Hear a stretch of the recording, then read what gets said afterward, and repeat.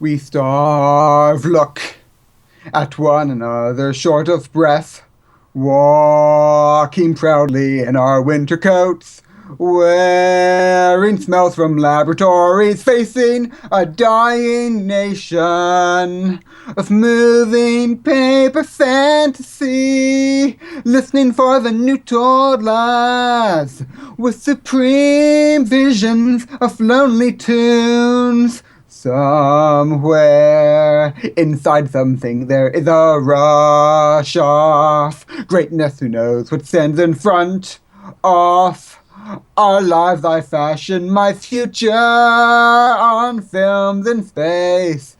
Silence tells me secretly everything,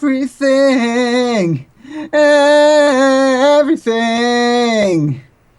Manchester, England, England. Manchester, England, England. Across the Atlantic Sea. And I'm a genius, genius. I believe in Neil. And I believe that Neil believes in Claude. That's me. That's me. That's me. That was part of Let the Sunshine In from the musical Hair. And it's an incredibly emotional song, so good times. And it is irrelevant because the Three Amigos. Da da da da.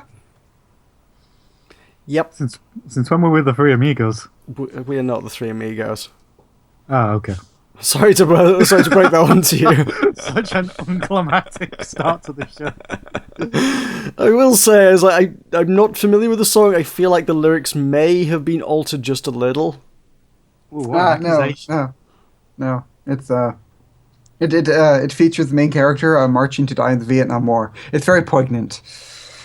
And did he actually sing about Neil? Oh yeah. It's, And Manchester, England? It was a thing about the hippie movement, worshipping Neil. It was a thing. Manchester. Yeah, Manchester.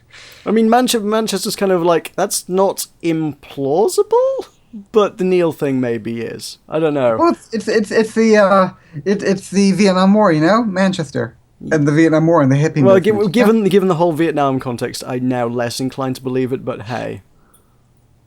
No. I posted. If the viewers can go look up "Let the Sunshine In" and watch it, and then let you know that you are falsehood.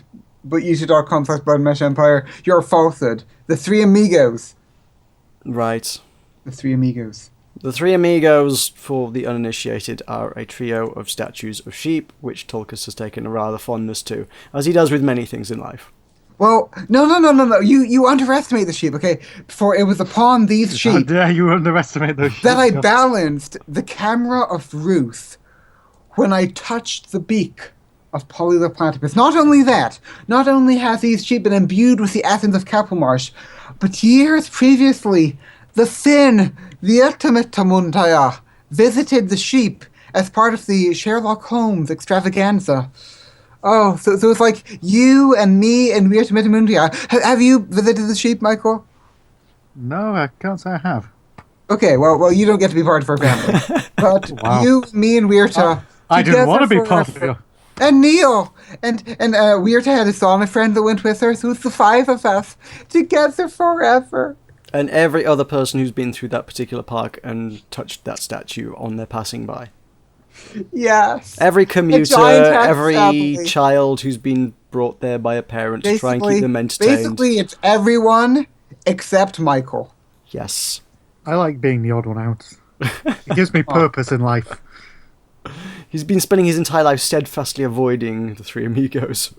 But it was you have but like they were featured in Tulkas the movie, alternatively titled A Grand Day Out, in which I'm walking along in the podcast in the park, right, and then suddenly the camera hears an exclamation, sheep, and Neil cries, I see the sheep, and I say no, run, sheep, and then we come, and then I leap upon the sheep, and I'm riding my steeds into the sunshine. sunset, and Neil says, "Well, there's a Facebook profile shot." Huh? And then he zooms in, and he's like, "That's not very original titling either. I mean, I can quite clearly see that these are sheep."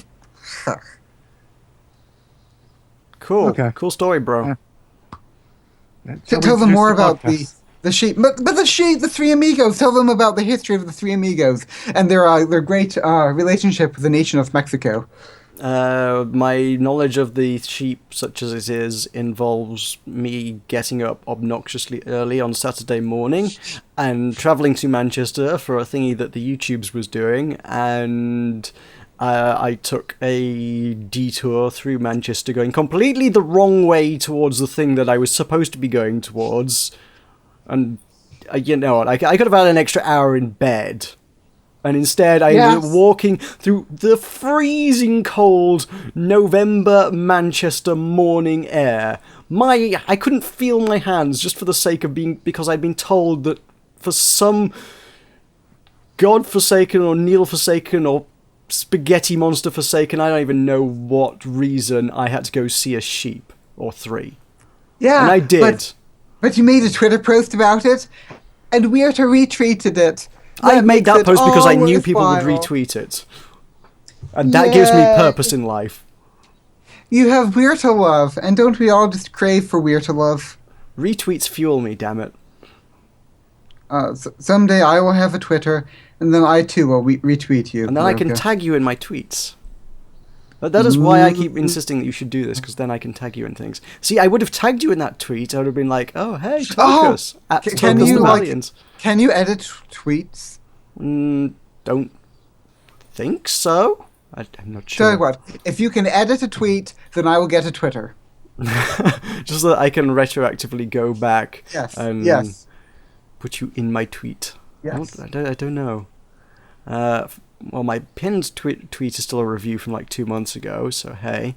That cannot be edited. Tweets from last night that I made cannot be edited. No editing of tweets. All you can do is delete them and remake them.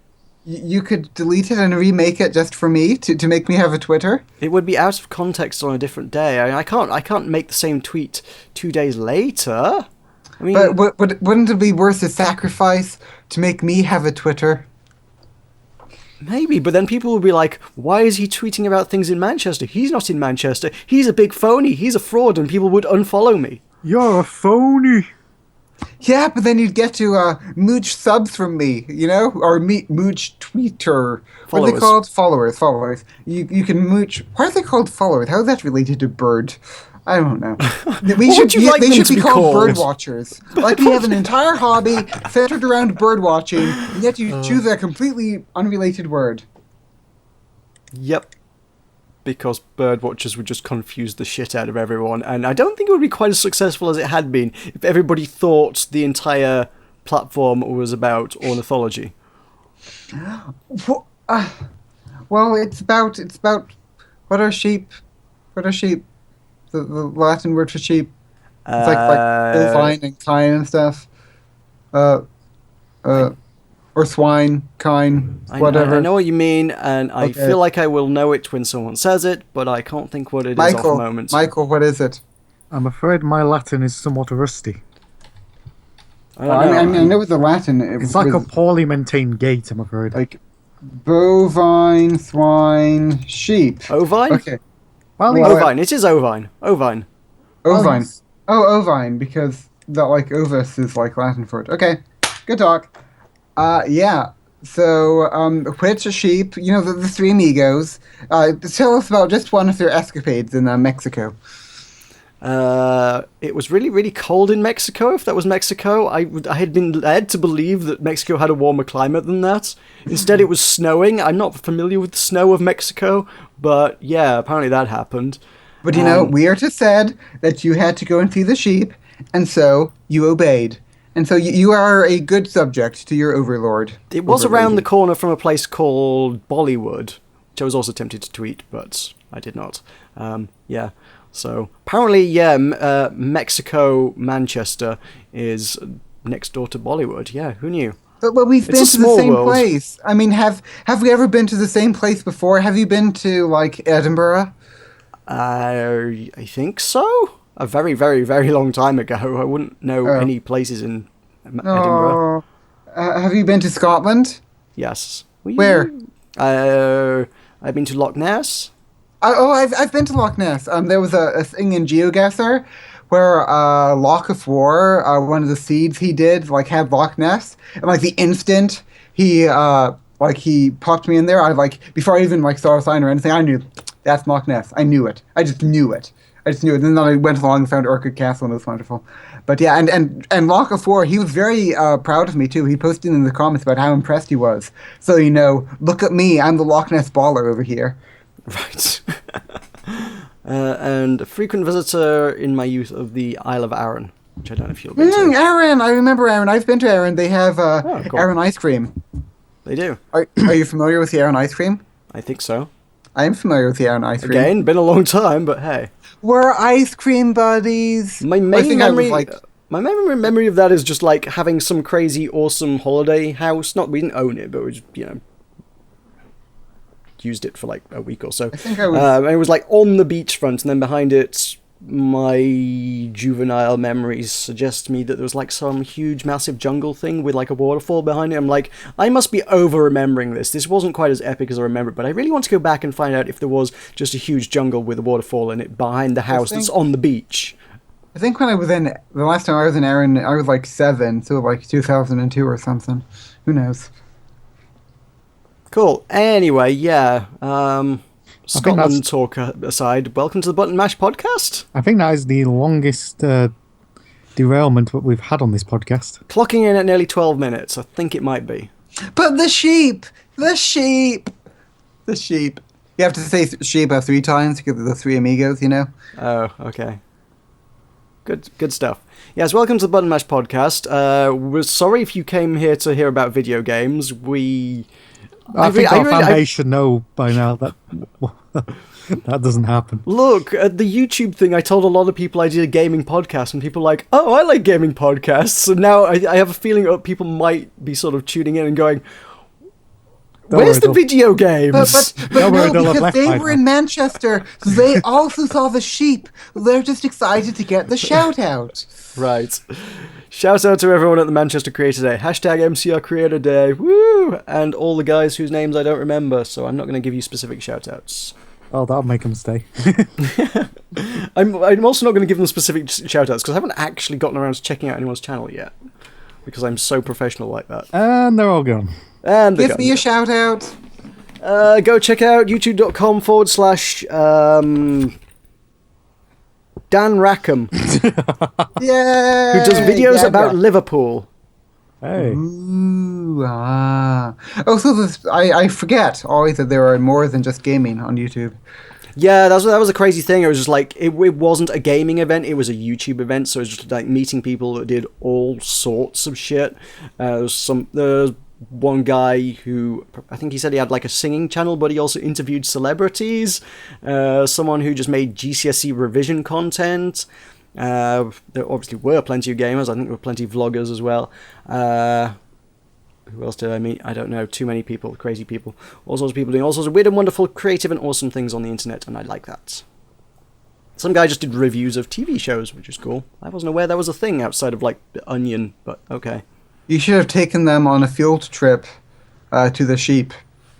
I don't think they'd picture. have been as enthused about it. It's a central landmark of the city of Manchester. How can you go to Manchester and not look at the sheep? That would be like going to Paris and not seeing the Eiffel Tower. What are you, a maniac? Well, quite, but we were there for the networking, not for the sightseeing. You can network while sightseeing. No, you can't. You haven't even seen the sheep, Michael. You don't understand their allure.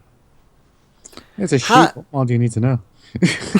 Having wasted fully 25% of the first half of our podcast here, Well, has anybody played any video games this week? Is that I like the fact you Indiana, started Indiana is all corn, okay, and it's no livestock in Indiana. So for me, sheep are an exotic anomaly that brings surprise and joy to my world, okay? Okay, well, since your state is so boring, you must sit around and play video games all day. What have you been playing? Tulkas has been playing Hearthstone. Surprise, I suppose. Wow. But Yeah, I'm supposed to briefly get it constructed out of the way. I was doing a Control Warrior with Fierce Monkey and Nozdormu and Ragnaros before switching to Mid-Range Paladin, because Mid-Range Paladin is, like, really strong at the moment, and I had, like, Crafterian, and it was wonderful. But for League of Explorers, Old Man came out. I live streamed that.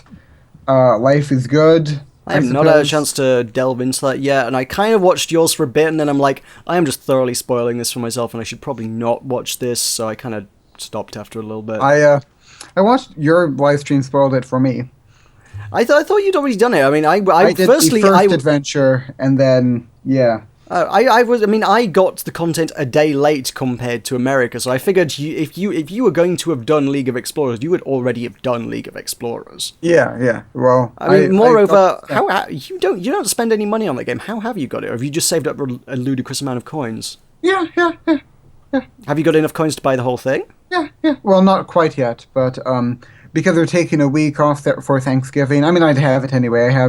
I think I have like 1,200 at the moment, like 1,100-ish, and you need 1,400 for the next 2 weeks. So yeah. Right. I mean, is it this week they're taking off then?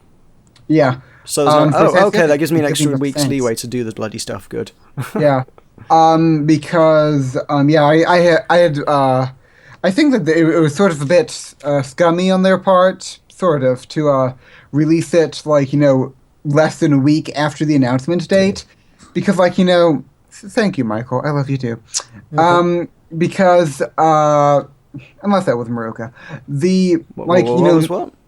Naxxramas, Naxxramas,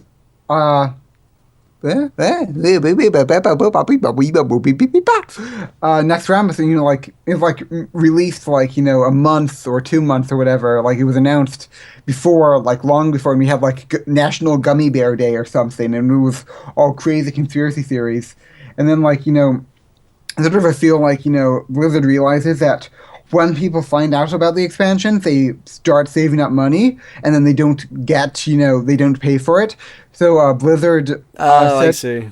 Yeah, so Blizzard, the official Blizzard response was that they decided to release it, less than a week early because they wanted to do something. So people if they wanted it immediately, they had to buy it instead of saving. Yeah. To do it actually soon instead of Blizzard soon TM. But that's a very Blizzard thing to do. It's I do think it's very much the case that people don't start saving up gold until they hear about the adventure. Yeah. And so people, but fortunately I had already been saving up gold for the expansion, and so I had enough gold to get me through. So yeah, I had 700 saved, and I averaged 400 or 500 gold a week. So yeah, I got through it. And I have a disposable income now, so I just bought it. Wow. Like the shameless whore that I am. For shame. Well, I didn't buy it because I don't believe in money, you capitalist Easterlings. Indeed. Are you saying you're a communist? Are you a commie? Communist. Are you a commie?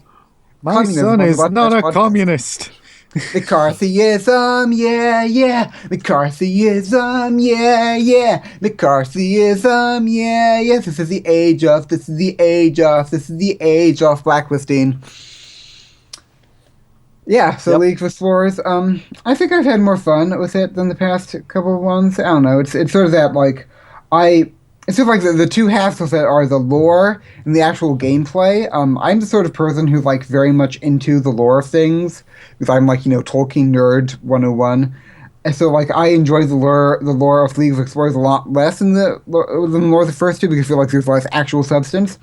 But as far as the actual gameplay is concerned, I don't think it's based on any substantial WoW content, whereas the other Nax was huge, whereas stuff like Alderman was level mid-30s to 40, a 5-man dungeon that most people didn't do.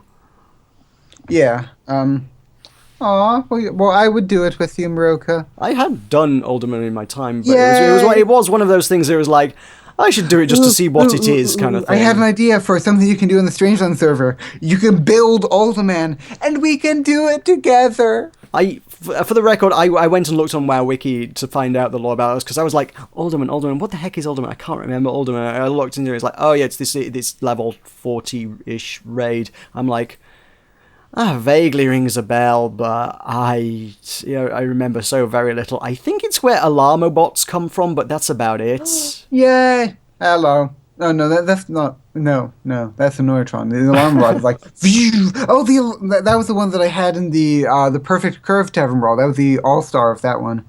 Yeah, good talk. Nice. Anyway, now we've got that out of the way. Yeah, League of Explorers, fun. I've enjoyed the gameplay more, basically. As far as the cards, the two big cards, well, the three big cards so far, have been Unearthed Raptor for Rogue, which copies a Death Rattle, and it sort of spawned a new kind of Rogue. Rogue is, the thing about Rogue that's throughout Hearthstone has either been the best class or the worst class, well, besides Shaman. And, this has sort of spawned a new deck type that focuses on board control and like getting lots of really powerful Death Rattle minions, and it looks like a ton of fun, so I might check it out. And yeah, I like that. And there's also the mana, the Trog thingy for the Shamans has spawned a new Aggro Shaman, which I guess we wanted Shaman, so we got Shaman, I guess. I guess you did. Joy. And then the big thing 2 weeks ago was Reno Jackson, which just like for like a week, just like the world with Reno Jackson. I expected Reno Jackson to be like a terrible card, and I guess I was wrong. I thought it had potential.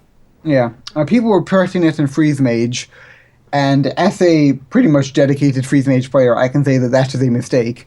But it's been in mid-range Paladin and Handlock, and it's been doing pretty well in those decks. Yeah, it's a powerful card. It's a lot more powerful than I had expected. But oh well. Yeah, and then there's 2 Tavern Brawls. Would you like to tell us about the 2 Tavern Brawls? I can't remember what last week's was. That one's gone now. It was Discover. Pirate. Captain Blackheart's Treasure. That was this week's. Yeah. The one before that was the one before no, it. That's goldfish memory over here. No, this is the new week. Okay, we haven't had this week, so I can't talk about this week. So the most recent but we have the 2 brawls to talk about are the last week's and the week before last week's, because this week's brawl isn't out yet. This week's is the most recent week. I know what this week's was. The week commences on Wednesday. I am lost in this conversation. The week begins on Wednesday. It runs from Wednesday through to Sunday, and that's the end of the... Michael, when do you think the week starts? Does the week start on Wednesday for you, Michael? Do you come into work on Wednesday being like, back to the rat race again? That's a different week. Out of this conversation. The Hearthstone week starts on a Wednesday. No! The Spiral Knights week starts on a Wednesday. No. A lot of other games update on a Wednesday. It's the game update day. No, Tuesday is the game update day. No, it's not. Leaf Explorers comes out on a Thursday, for Neil's sake. Well, they were weird about that one. That one should have come out on the Wednesday. I was like, I don't know why they didn't do that. But it came out on a Tuesday previously, actually. But, well, yeah. So let's talk about Ragnaros versus Nefarian. Oh, that's not even a... Dark Mountain, a Hearthstone adventure. That's hardly substantial content because it was a rerun of old content. But we didn't talk about it the first time, did we? No, and it was an entertaining little deck that involved very little thought because it was just 2 pre-constructed things, and I dig that kind of thing. I enjoyed it. I don't like having to think about my Hearthstone, I just like enjoying playing. It went from being, I felt like, apparently according to Blizzard, the numbers were more or less equal the first game, but I felt like Nefarian was very much overpowered. And then now Nefarian was nerfed by a mana, and so I feel like Ragnaros is now powerful. And I played against the Easterling, and I won, and I was happy. But I was on the ropes for a while there. It looked like I was going to lose, but then I won, and I rejoiced. And then this most recent week's was garbage, utter garbage. Yeah, interestingly, that was a salt mill for me, that one. This week's was Trump's favorite brawl. Alright, well... Yeah, but he's in the same school as you who likes to actually think about interesting strategies and stuff, and I like Blizzard to do the work for me. Well, that's the thing. Well, we both like to play Arena, because, I got my 1,100 Arena wins. Woo! Yeah.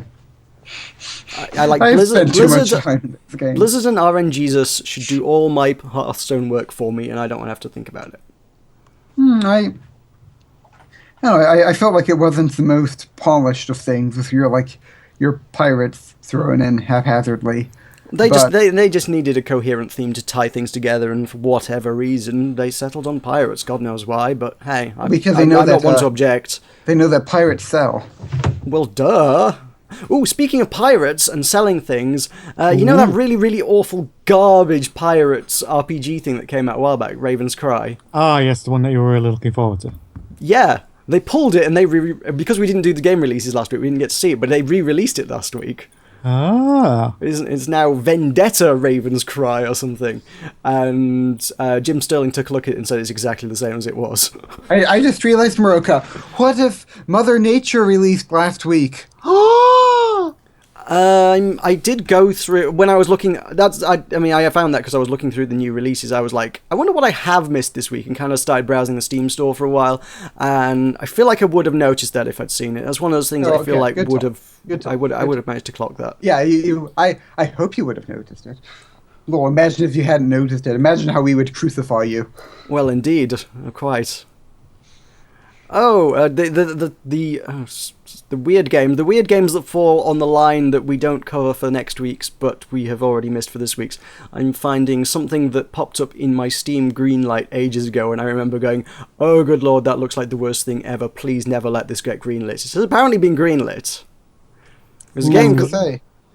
It is called Gender Bender DNA Twister Extreme. Catchy, I like it.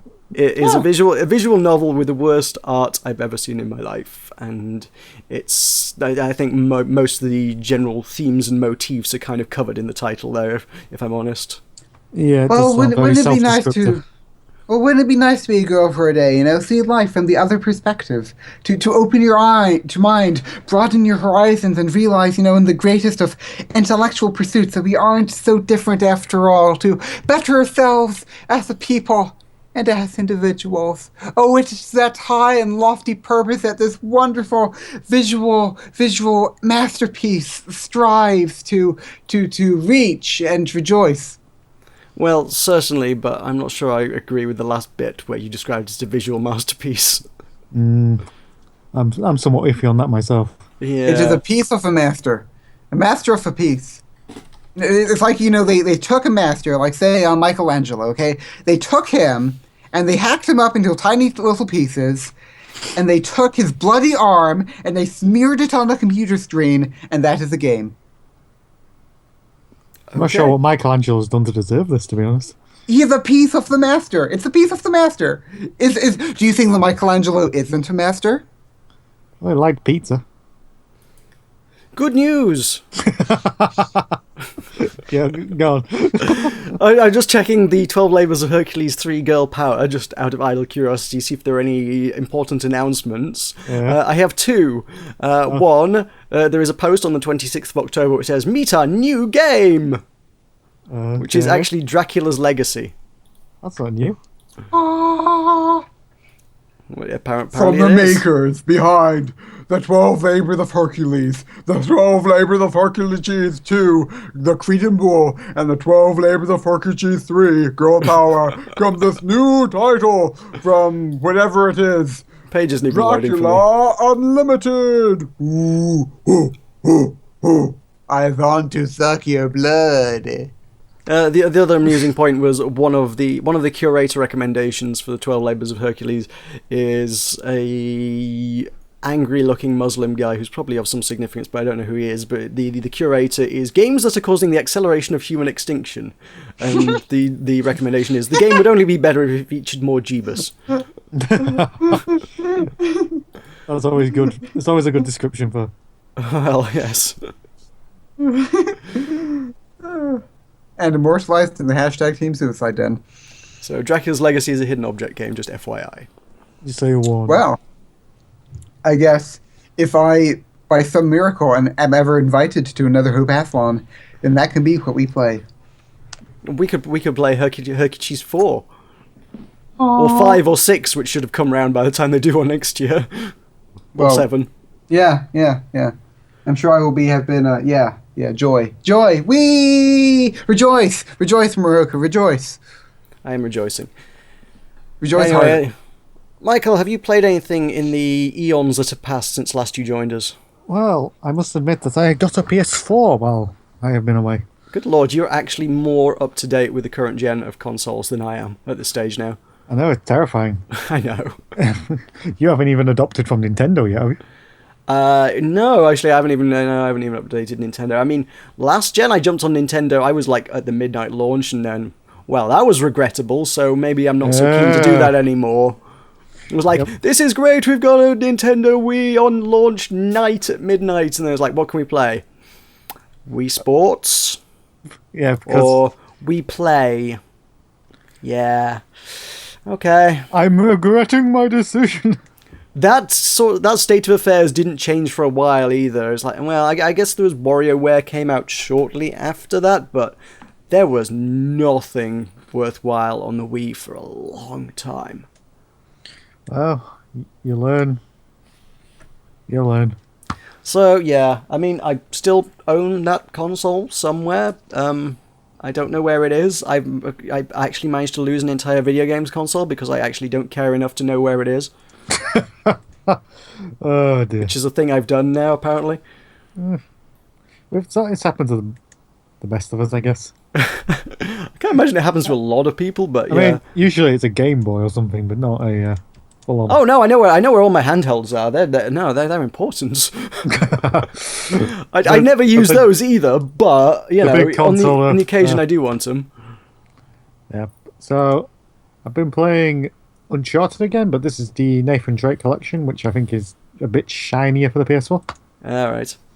I've been playing through that. It's yeah, I can't notice an overwhelmingly big difference, but it's always fun to play these games again because I love the Uncharted series. Is it much shinier, or is it just incrementally shinier? It's like you could tell in certain frames that it's shinier, but could you put a percentage on how much shinier it is? I'd go a good 7%. 7% extra shine. Speaking of good investments, then. Yes, I'm an idiot. But this isn't exactly new for the podcast. Remastering. And you'll be pleased to learn that I have WWE 2K16.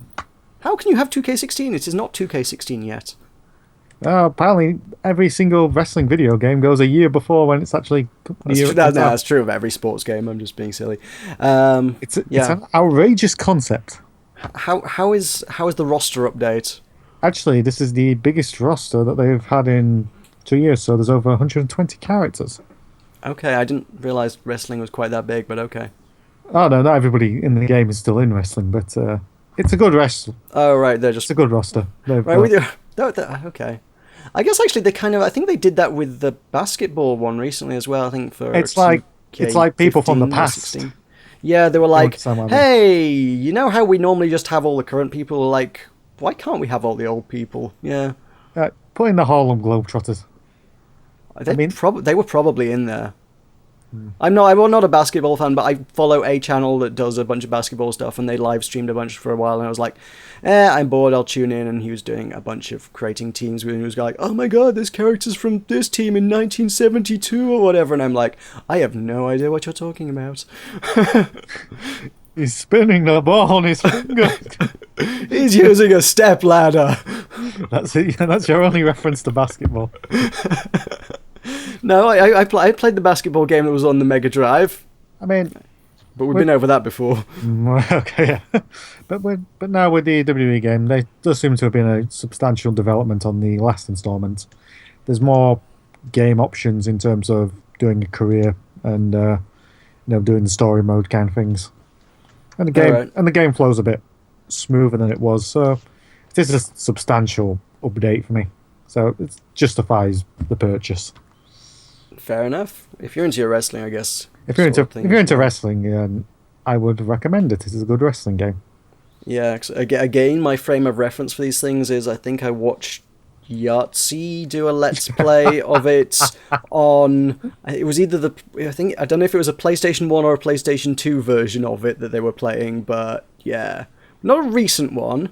I'll give it that. I'm trying to think which one it might have been. I have no idea. I could probably find out reasonably comfortably. I'm hoping it was SmackDown versus Raw 2003. Beats me. I will report back when I find out. Yeah. He actually has done far more videos than I realised. I'll tell you what, while you're searching, why don't you update us with what you've been playing this week, John? Oh, that means I have to change tabs. I have been playing... I've jumped into a new MMO, Elite Lord of Alliance, which was mostly just me going, I need content for my channel. I haven't done a new MMO in a while. Quick, I need to check a MMO website. Massively OP, that'll do. What's new? And it would scroll down a page and like, here's a new MMO that's out in open beta in 2 days' time. And I was like, that'll do. And to be fair, it looked pretty okay. I was like, it's an anime thing. I appreciate the style. It's cool. WWF No Mercy is what they played. Right, I've never played that one, actually. I was not terribly sold on it, but then it was wrestling, so I wasn't likely to be, but hey. Yeah, fair enough.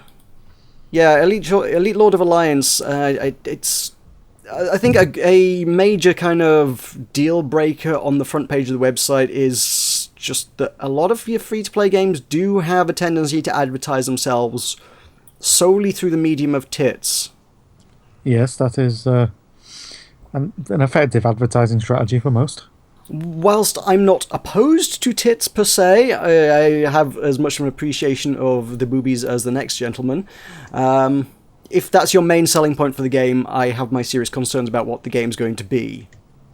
Which is fair enough. Yeah, if the game is just like, hey, look at this woman in her underwear, it's like, you don't have a very good MMO, do you? It's like, your game's going to be garbage, isn't it? You literally want me to click on your game because I saw tits, right? This is marketed at 13-year-olds. Okay. Yep. So they weren't doing that, at least so I thought. I mean, the front page of the website's not heavily on that. Then after I was running the installer, and it's like, the installer is just a picture of a woman pretty much with her tits out, and I'm like, this is going backwards all of a sudden. Oh, okay. I have fallen into that trap. Well, that's the thing. I installed it because it didn't look like that, and then the installer's just like tits, and I'm like, You should have had Admiral Akbar behind you to show. Yes. It's a trap. And then if you go through all the media on the website, there's a lot of women wearing little.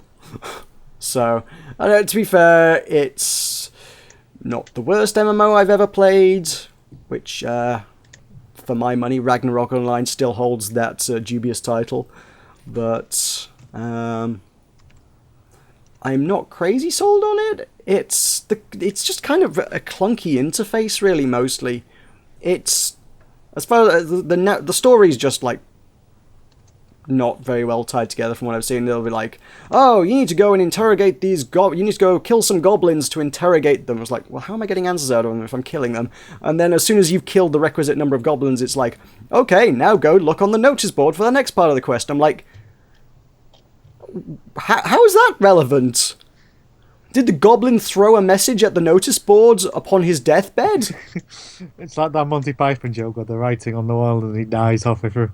They write as he's dying. Yeah. He's writing, I'm being hacked to death, but here's what you need to know for your next part of the quest.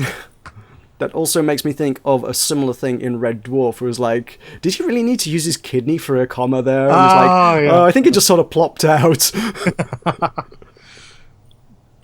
And then that next bit of the quest doesn't seem to have much to do with it anyway. It's like, oh, go talk to this guy over there, and he's like, oh, I didn't know. Oh, I'm the bad guy. What? Oh, I didn't know. I've been tricked. I've been deceived by this person that I'm doing some work for. By the way, go kill some tigers around the corner. And I'm like, why?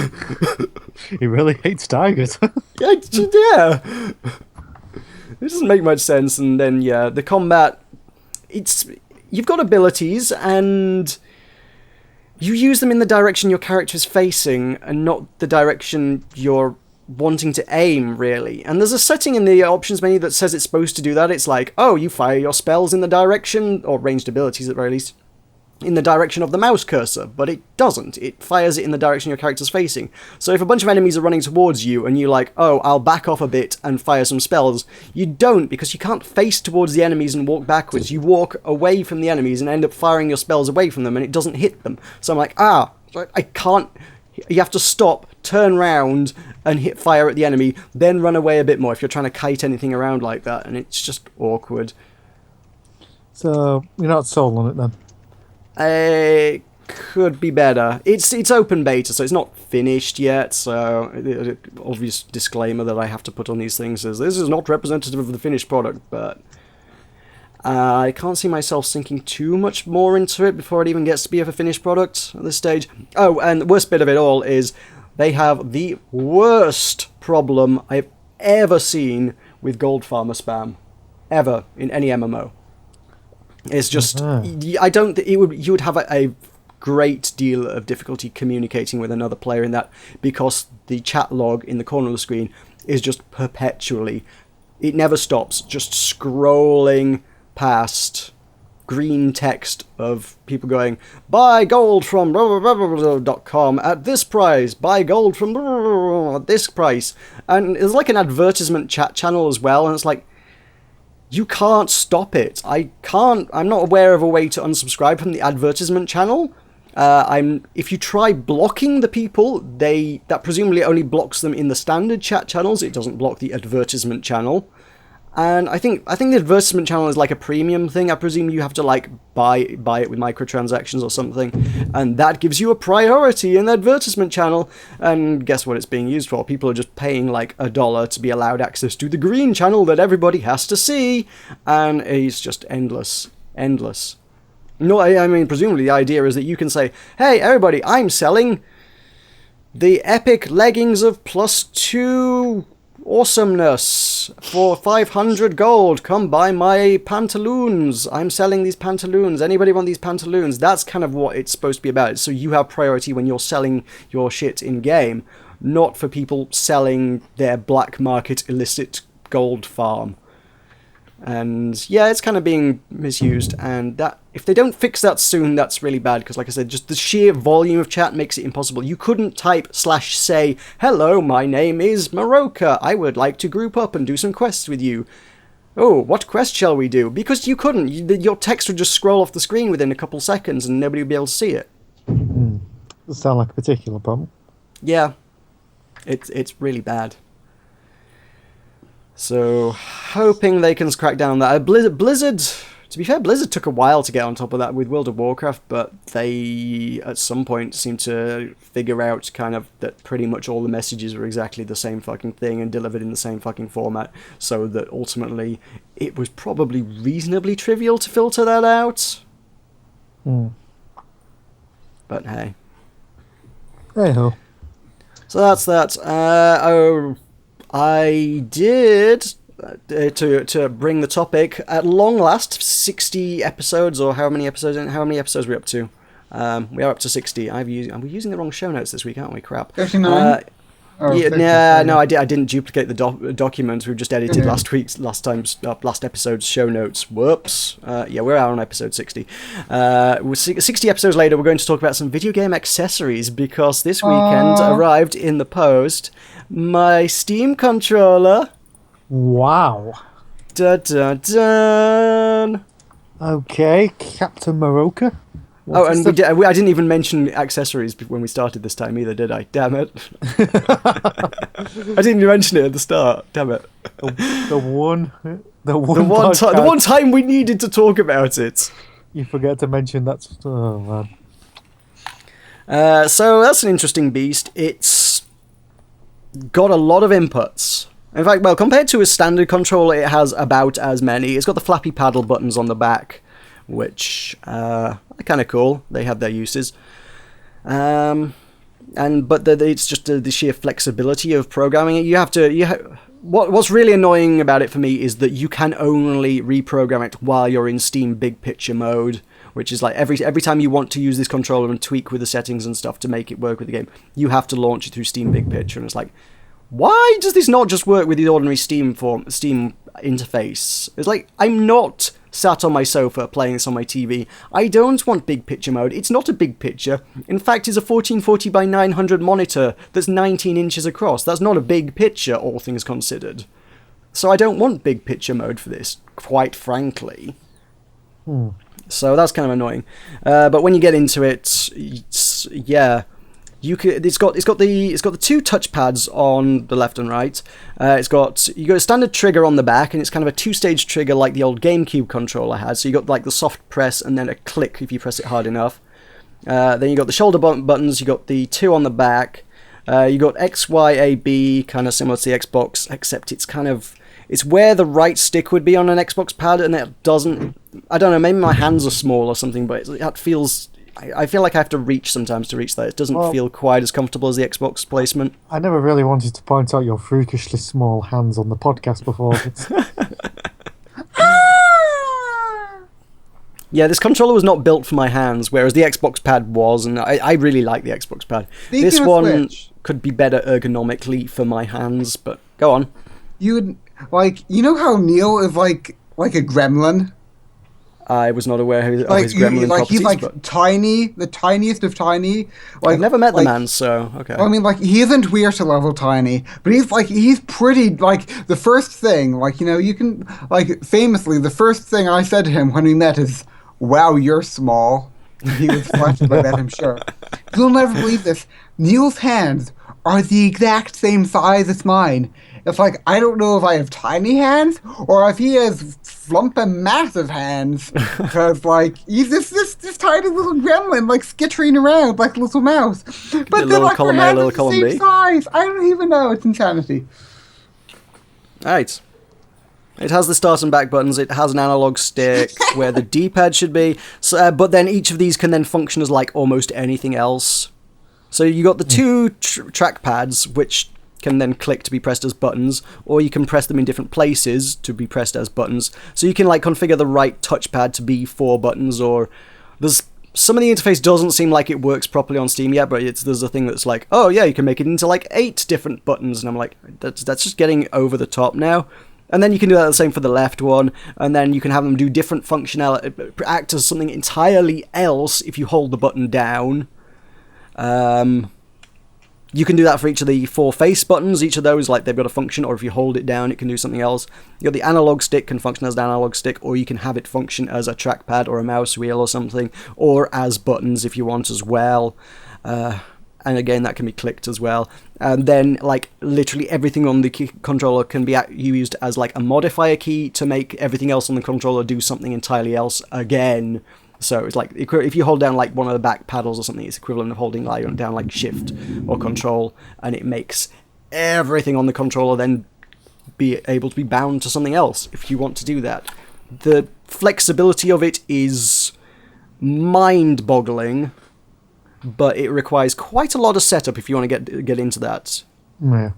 It's the marketing pitch is, like I say, it's the Steam as a games console kind of idea. It seems like they're trying to make it really accessible, but at this moment in time, it's not super accessible. It's an enthusiast's geek toy. And I am an enthusiast, and I like geek toys and messing around with stuff, so I dig it. I dig the sort of tinkering aspect, but practicality, I've not found it amazing for a lot of stuff yet.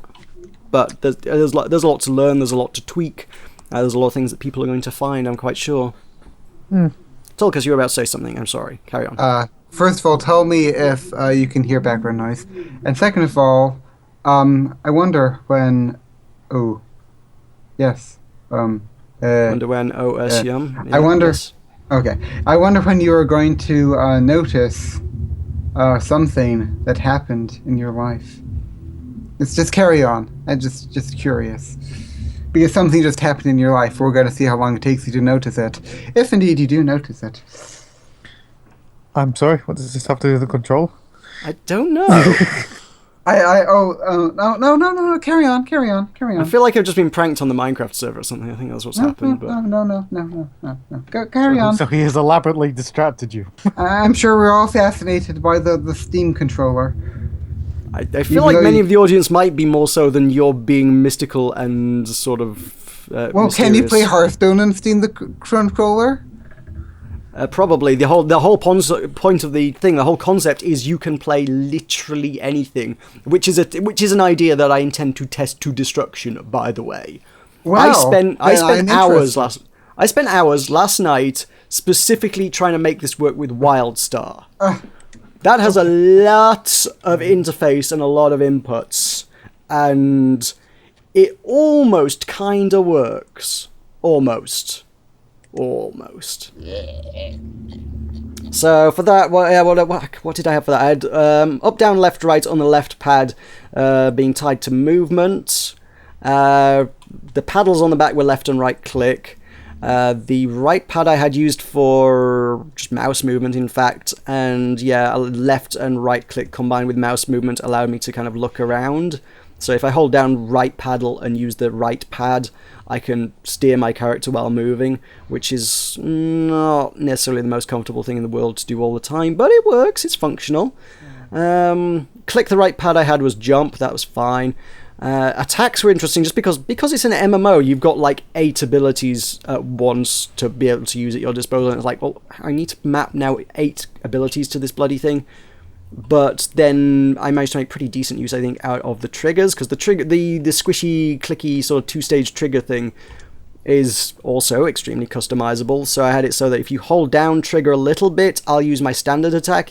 If I pull it down to click quickly enough, if you do it slowly, it kind of automatically goes to auto attack, and if you have it on the default setting, it automatically just goes to auto attack and doesn't really do the heavy attack. But there's a configuration that you can pick so that if you push it, it kind of skips the first stage and goes to click, which then was my heavy attack. So it's like standard attack, click, heavy attack, standard attack.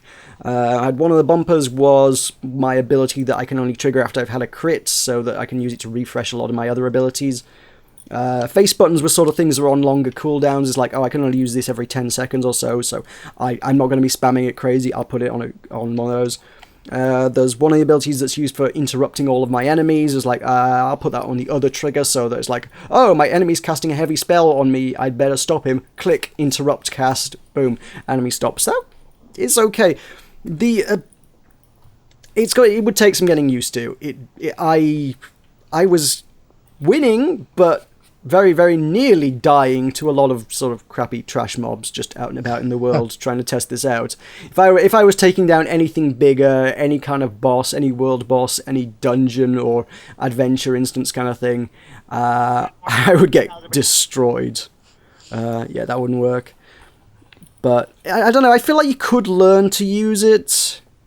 It's one of those things that it's just... The keyboard and mouse thing is just... there's a lot of muscle memory involved there, and I was having trouble with it. The hard part for me was really coordinating movement at the same time as casting abilities. It's like, I'm having to think... I've got to move myself with the right pad. I've got to move my character with the left pad, move my camera to aim things, or aim all my spells and whatnot with the right pad, at the same time as then I need to use the face buttons and the shoulder buttons and triggers to actually use all my abilities, and there's actually quite a lot of coordination there.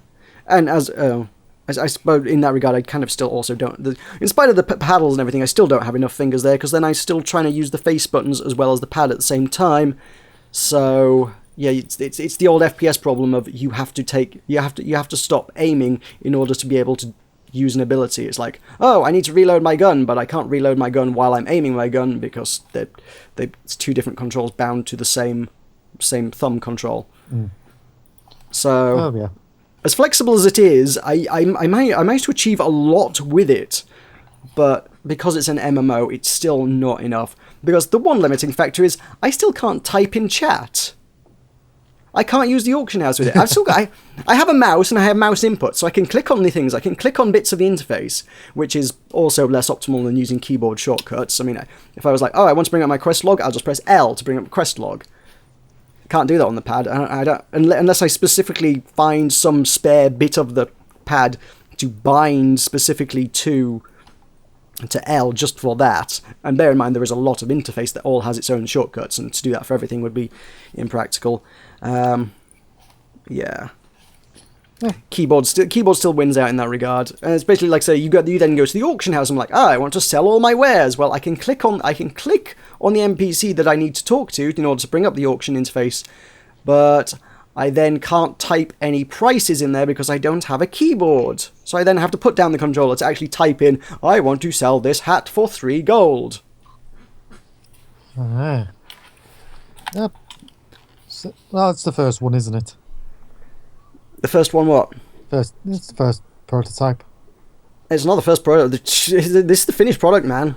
Ah, okay, right, I see. Yeah, they've been iterating and prototyping it for like 2 or more years now. Dejaban brought one to PAX East last year, and that was very different to this one. In fact, that was a prototype. That was one of the earlier models, and I've seen a few different iterations of it. This is the finished one they're actually selling to the public now. If you go onto Steam, there is a page where they're like, hey, you can buy this shit, and it was just last week, in fact, they put out an advert on Steam that was like, hey, it's launched, it's here, here's the thing, buy the thing. Never mind that the store page has been active for months and people have been able to buy it since like June or July or something. And moreover, they started shipping them a couple of months back, and Sunil got his as part of the first wave, in fact. Oh, so right. Sunil's had one for a little while, I think. But yeah, I kind of ordered it after they started shipping them. Yes, Sunil indeed. I love Sunil. I ordered mine after they started shipping them, so mine was actually not supposed to arrive till December, so when it showed up this weekend, I was like, oh, that's like 2 weeks earlier than you said it was going to be here. That's kind of pretty good, actually. I'm okay with this. So, yeah, it's here. I tested it. I will say, testing it on stuff that's a little more simple, it's got a lot of potential. I played Assault Android Cactus. I was like, I want to play a shootery thing, and in recent history, Assault Android Cactus is a shootery thing that I really enjoyed. I quite like that, and I feel like it would work. Launched it up in big picture mode, obviously, because you have to. Preset configurations, the devs are already on it. They're already supporting this game. The devs have a controller configuration available in the workshop that's like, hey, we're the developers, we recommend playing the game like this. Plugged it in, fired up that configuration. I was like, this works great. It's a really simple game though. It's use the I think I use the left stick, but I think you can use the left pad as well to move your character around, and then move the right pad to aim your character shooting. It's a twin stick shooter, and then like one of the triggers to shoot, and then one of the paddles, I think, as one of the special abilities. I think it was. It's pretty straightforward, but it works really well. It's a simple thing that works really, really well on that one. I liked it for that game. I'm still not as good with it as I was with the Xbox pad, but hey, I've had however many years of practice using an Xbox pad. This was still kind of a new interface that requires a little bit of muscle memory learning stuff again. Yeah, sounds good. So those are the 2 big things I tried it with. I did try playing Party Hard with it. It wouldn't be too hard to come up with a configuration for it that would work, in fact. But, I don't know, it just felt... It was the first one I tried, so maybe there's an element of that in there, but it felt kind of clunky and awkward for Party Hard. I was like... I played Party Hard entirely on the gamepad, but I do feel like... I don't know, the Steam pad just kind of didn't feel like it worked for it. I don't know. It could totally be made to work for it. I mean, literally the simplest configuration, because it was designed for pad, the simplest configuration would just be to configure the Steam controller to work exactly like an Xbox pad. We just make the left pad the left analog stick, or indeed just use the left analog stick, and make all the shoulders and triggers do exactly the same things, and make the right pad work like the face buttons, or use the face buttons. But I don't like these face buttons, so... I think, given the option, I would rather configure the right pad to work like the Xbox face buttons than use the Steam controller's face buttons. Yeah, that would make sense. But hey, I mean, the whole point of the whole dang thing is personal preference. You configure it the way you like it, and then you can share it online. And if other people like how you do it, great. I imagine there will probably be like curators out there that putting together lists of these configurations are great for people with small hands or something. There will be like people curating small hand lists or something. You and your baby fingers. Yeah, maybe I should spearhead that. I don't know if my hands are small enough to really comfortably cater to the market of people with tiny hands, though. What if people have smaller hands than mine? I might be marketing all the things wrong. I might be like, hey, this is great if you have microscopic fingers, and then people who really have microscopic fingers will be like, I can't reach that. Well, I would hang my head in shame for disappointing my audience. Well, at that point, you're overthinking it, I would have thought. Yes. That's a possibility, I'll give it that. Anyway, we are rapidly approaching the 1 hour mark, so... Before we do that, however, What have you got? have you noticed the thing that happened in your life, youtube.com/BoneMashEmpire? No. Okay, then I suppose I shall inform the masses, shall I? Maybe? Well, you see, I've been for an exclusive here on the Bud Mesh podcast. Get some hype for the exclusive. And now a Butter Mash exclusive. I'm concerned as to where this is going, I really am. Oh, Where my. do you think it's going, Meroka? I don't know, but I know you and it's never good. Tulkas is now on Twitter. Yay! Oh, that's okay, that's not too bad. Da-da-da-da-da-da. That's better than I anticipated. I see, you were expecting my phone to go off and vibrate and things, I see. Well, joke's on you. I throw it away onto my bed so that it does not distract me whilst I'm doing video content like a professional. Aww. And now I've thrown it on the floor and it hit something loud. Yay. Oh, that's broken. Yay! Yep. But that's It's okay, I need a new one anyway. I took advantage of the Steam controller time to do Twitter.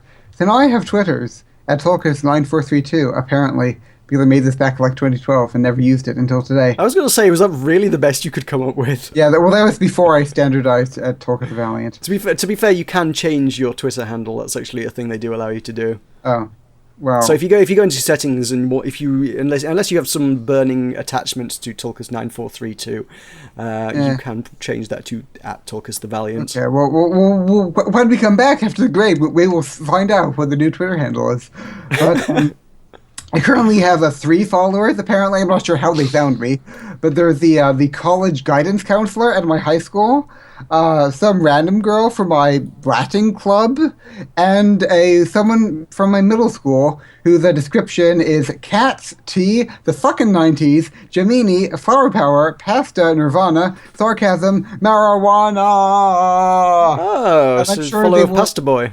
And I'm sure these 3 individuals will be delighted by the onslaught of Minecraft that will appear in their life. There we go. You have another one. But yay. Oh, yeah. I reserve the right to unfollow you if you post garbage. Why would you say that? That's so mean. I curate my Twitter fairly heavily. I'm the kind of person who, if people do start posting, this is why I hate Facebook, because I can't curate Facebook and people post garbage on Facebook. With Twitter, it's like if I don't like what someone posts, I just won't follow them. Well, you can unfollow people on Facebook. Yeah, it's not the same. You still have to be friends with them, and it's like, I don't want to be dealing with the whole "are we friends, are we not friends" thing. It's like, no, screw that. It's like, am I interested in what you have to say? Yes or no. That's all I want. That's all I need in my life. You're essentially Stan from South Park. Well, I know not of the reference to which you speak, so maybe. Well, YouTube.com/BoneMashEmpire. A certain William is subscribed to me on YouTube, and you ain't. And so, you should feel inferior. He hates puppies, and yet he still found the time in his heart to subscribe to me. I've been over the YouTube thing, and I treat my YouTube subscriptions in much the same way as I do my Twitter follows. Well, am I interested in it? Yes, I click. Then why do you follow me on Twitter? Because I feel obligated to do so in a Facebook kind of way, but there's less social stigma about unfollowing someone as there is about unfriending someone. But YouTube, why do you have stigma on Twitter and not YouTube? I hate Twitter. I don't know. I have one tweet, and that tweet is... I actually have 2 tweets. Well, because I retweeted the sheep, because, By the way, you are now obligated to redo the sheep and tag me. But my first tweet is in capital letters, hate. So, this is going to be good. Cool. And I have a notification. Ooh, what's this notification? This is so exciting. Oh, it's John. Meroka_BM followed you on Twitter? No, it's John, a.k.a. quote Meroka, unquote. Well, that's my name. Don't wear it out. It's not my handle. Well, that's what it says. That's what it says. John, aka Meroka, followed you. Okay, good. Good talk. Excellent. Okay. Now we're over an hour. Let's go to a break. We'll be And back now a after word these from our... Oh, yeah, One yeah, of you. Go. Go. Adverts. No, word from our break. sponsors. Button Mash Podcast is back! Yo! This is not the officially sanctioned jingle. It's not what we agreed upon. Well, the yo. Would you prefer it? Here's an idea. Okay, for the will be like, you can hear me rubbing my hand in glee, and that can be like build hype for the second half, because they'll know how excited I am. Get back into the podcast action. You hear the hands being rubbed in glee. Ooh, so much glee. Cool. Gaming news, which I literally just pasted the link for you to go check that out like 3 seconds ago. YouTube is doing stuffs which is relevant to our interests. Thank you because for it is a this, platform we Meroka. use. I love you too. I'm glad I gave you a heads up on it, yes. Long and short of it is YouTube is actually trying to make good use of fair use, which is something people have claimed about a lot of content that's on YouTube for a while now, and many of them were probably fairly fair use of content that is created, but nonetheless you kind of, in a lot of instances, kind of end up treading into territory where you're going to get stepped on by copyright, which is never fun because there's a lot of people Cool. waving a lot of weight in that regard. So It's always interesting for me because like this is something that YouTube didn't have to do.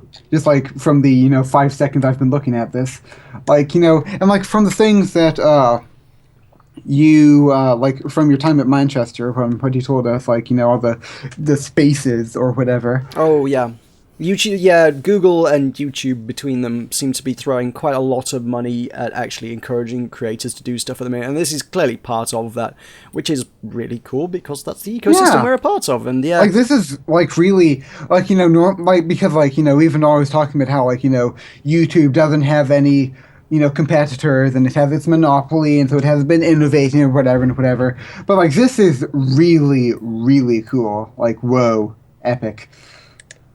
so YouTube is now willing to pay a lot of the legal costs involved in fighting copyright claims that they think is worth supporting. If they look into a case and are like, yes, that's absolutely fair use, they should not have been sued over that, they will happily pay for your court cases and cover you, which is fantastic. As you say, they don't have to do it, but I think it helps them in the long run because Oh yeah. people who might be interested in getting into doing content on YouTube, but at the same time might be kind of a bit iffy, like, yeah, there's a whole copyright thing. That's not a great way to be going. I mean, particularly when you get into areas of, well, critique is always an interesting one because you kind of, certainly with stuff like movies or TV or anything, well, ideally you want to illustrate your points with clips from it, and that can be tricky to do, right? Because, well, a lot of companies can quite comfortably at that point say, yeah, you may be making a review of our movie, but you're not allowed to use any footage in it, and now we own your video,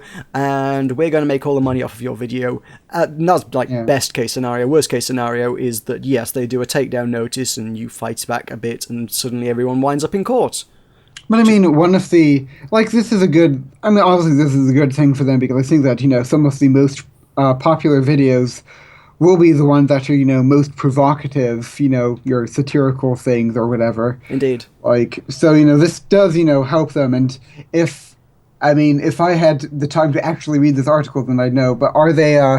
Is it just like cases they look into and YouTube decides we want to support this? Yeah, it's on a case-by-case basis. Well, then, yeah. obviously YouTube is only going to look at, the large cases that are, like millions of views that are already benefiting YouTube. That remains to be seen. I would like to think they would be willing to support smaller cases as well, but... I mean, the thing is that, there's just, so many videos that are uploaded that I don't think they can look at smaller videos just because of how many there are. Not every infringing case is going to get escalated to a court level where actual money and lawsuits get involved. I mean, bear in mind you've got first off at the lowest level you've got your content ID. That's basically when you upload the video, an automated system says, okay, you're using this video or this music in your thing. We matched it against the database. Therefore, the person who uploaded the content to our database now owns the rights to your video and can control it however the heck they like. They can straight up just take the money off of it and keep it for themselves. They can refuse to allow you to run ads on it, which I will say I know from experience is how Double Fine runs their stuff. If you put Double Fine stuff up, they're just like, okay, you're just not allowed to run adverts on it. Okay, fair enough. I do not know if the Double Fines. They're the guys who did no, sorry, it's not. Sorry, no. Oh, for some reason, Double Fine are good actually. I don't know why. In my head, I always mix up Double Fine and Telltale. It's Telltale that are the bad ones. Double Fine are really good. Double Fine, we like Double Fine. I love you, Double Fine. Yeah, Telltale are... Follow my Twitter. Outside of the Minecraft story mode thing, Telltale don't really like humanitizing stuff and will tend to try and step on people that just want to do like a Let's Play or whatever.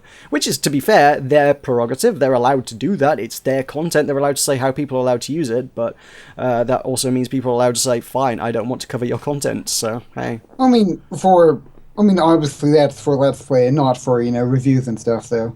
I would say so, but as I say before, there's that kind of gets into the area where people can do that. I mean, if you do a review of something and you use footage, say I wanted to review the what have they done? The Borderlands story thingy, Tales from the Borderlands. If I wanted to review Tales from the Borderlands, or I wanted to review The Wolf Among Us or whatever, I guess a lot of people do seem to manage to do stuff okay with it, but it's still Telltale, so I imagine there's still a lot of instances where you would just get like, oh, this cutscene's from this, we know this because we uploaded it to the system, now Telltale owns the rights to your thing, you're not allowed to put adverts on it, at which point I can then say, oh, hang on, I'm not monetizing this for the sake of just showing people all your content. This is, in fact, critique. Critique is protected under fair use, or should be protected. Fair use is not really a legal precedent, but nonetheless, critique is generally considered to be fair use or something.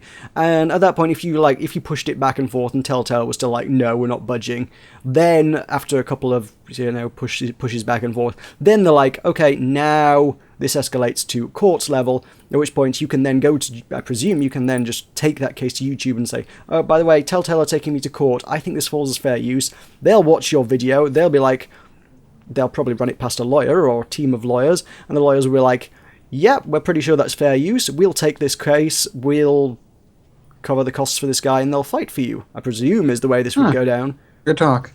Otherwise, the lawyers will be like, ha, no, that's a Let's Play. They said you're not allowed to do Let's Plays. Nah, there's no case to be had here. I mean, it's like, I suppose there is a very, very gray line between, like, what is a Let's Play and what is a review. Because, reviews are often sort of Let's Plays occasionally. On YouTube. Really. In traditional, and yeah, so in sort of a more traditional format, yeah, it's pretty easy to draw the line. But on YouTube, there's a lot of stuff does kind of go into a grey area. It's what Total Biscuit does with WTF is. That's half Let's Play and half review. I wouldn't say that, actually. No. I know that he always says that it isn't a review, but it's sort of. I mean, no, it's not a regardless of whether you agree on whether it's a review, it is critique. Yeah, it is entirely exactly. critique. It is not Let's Play. I would never classify that as Let's Play. Where you get into playing the game and commentating the game as it happens. Well, the Let's Play, more by definition, is just sharing the experience rather than he's using the gameplay footage to illustrate his critique of the product.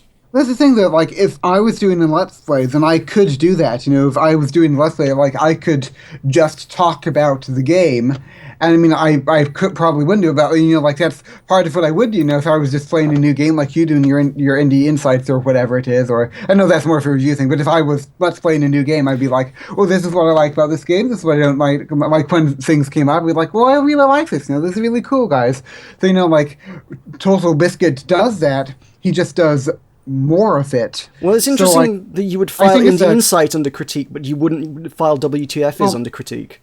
Well, I mean... because WTF is far better research than my Indie Insight. It's like the same thing, but... Well, the point is that, like, it's something that's very nebulous, and that, like...